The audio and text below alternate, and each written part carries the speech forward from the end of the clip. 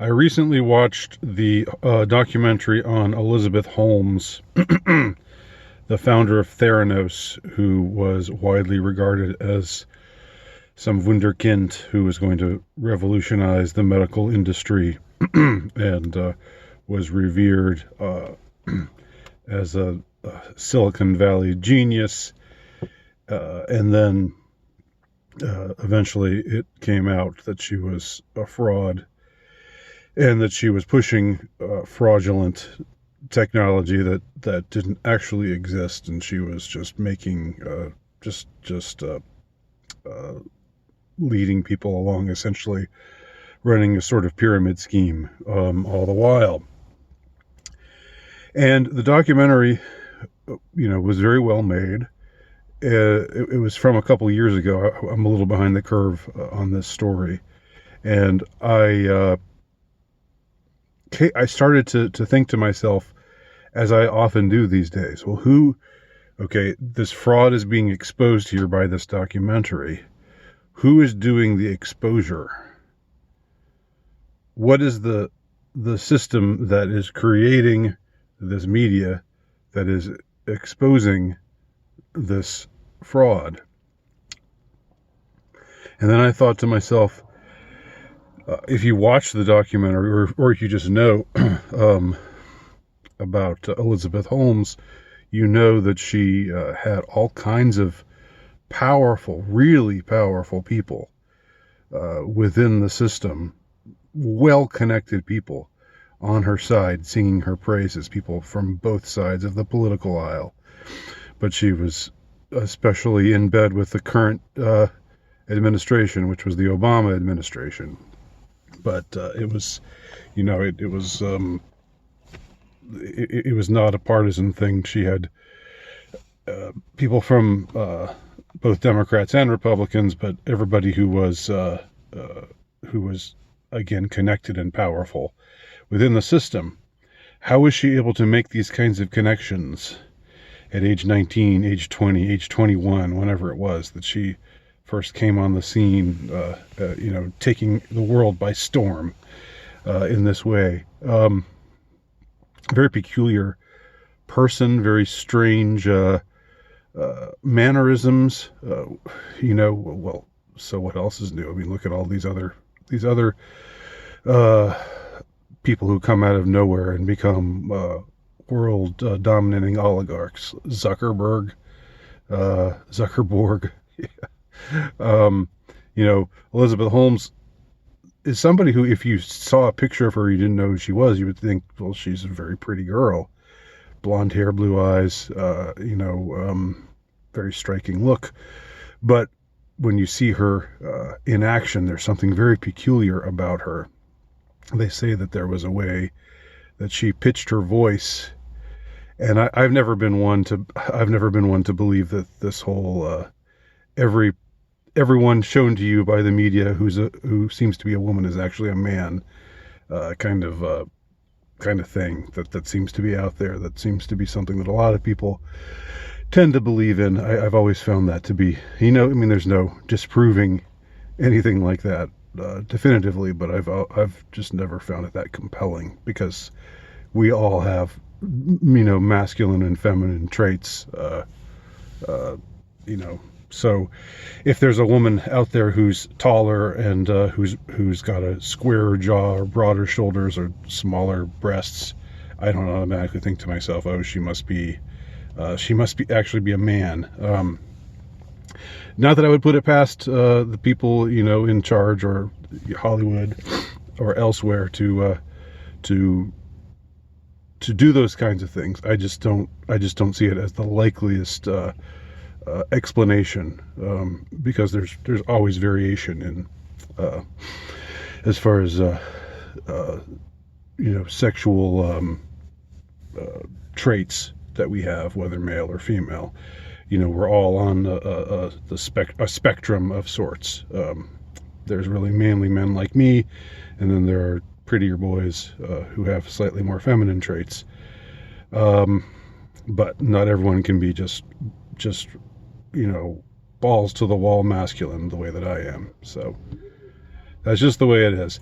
But anyway, I got off on a little bit of a tangent there. What I was going to say about Elizabeth Holmes is part of her fraudulence is how she presents herself. She speaks in this low voice, which I was going to say probably makes some people think that she's actually a man, but it's actually, I think it's just because everything about her persona is contrived, and she was presenting herself in this way because it was a way of showing herself to be, or having this authoritative kind of way about her. Having this lower voice is supposed to have this kind of appeal, this kind of authority, give her this kind of authority, in contrast to her very feminine face and features. So, you can tell there's something peculiar and not quite trustworthy about her if you're paying attention. But it took the world, it took the media, it took the political and cultural establishment years and years to catch up to that fact, if you believe the official story. What I happen to think is that she's a fraud among frauds, and that's what we have to. I think that's the conclusion that we ultimately have to reach. It's ultimately incumbent upon us to reach and to see and to understand and to grasp, is that when an establishment venue like, say, HBO, or an establishment journal like the Wall Street Journal, which published these articles exposing Elizabeth Holmes for being the fraud that she was, when that happens, that's probably not happening by accident. Just like when Nixon went down, people thought, oh well, this is justice prevailing, because he did bad things. He was a crook. He covered up for criminal acts, and now he's being cast out of power. Well, no, probably just to take him as an example, he was probably getting cast out of power because the powerful people were who propped him up were now throwing him to the wolves for their own reasons.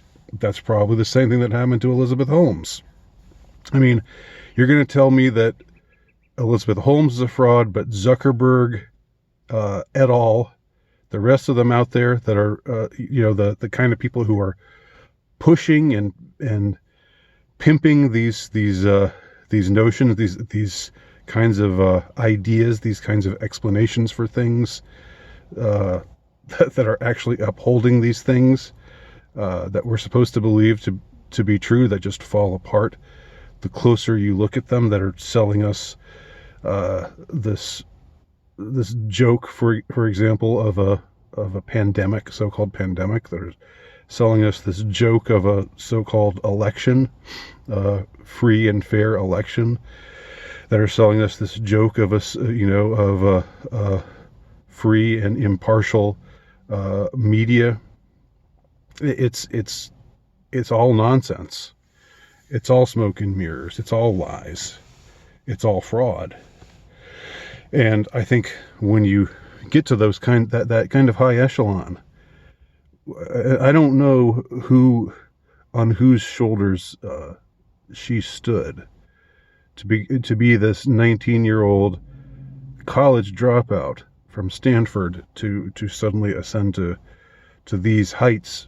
She must have, I don't know anything about the family that she's from or the people that she knew, but she obviously had connections, and those connections, protected her and litigiously went after those who were onto the fraud that she was perpetrating, and then the worm turned and they came for her, and that's just how this works. So we have to be careful when fraud is exposed, but the exposers of fraud are obviously fraudulent themselves. we have to see that fraud in context of the greater fraud that is the established authorities themselves, the oligarchs themselves, the power elite themselves.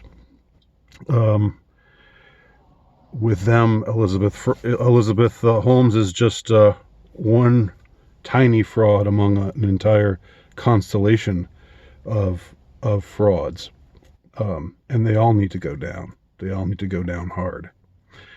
My name is Andy Nowicki. You can check out my work at ultrarightnovelist.com.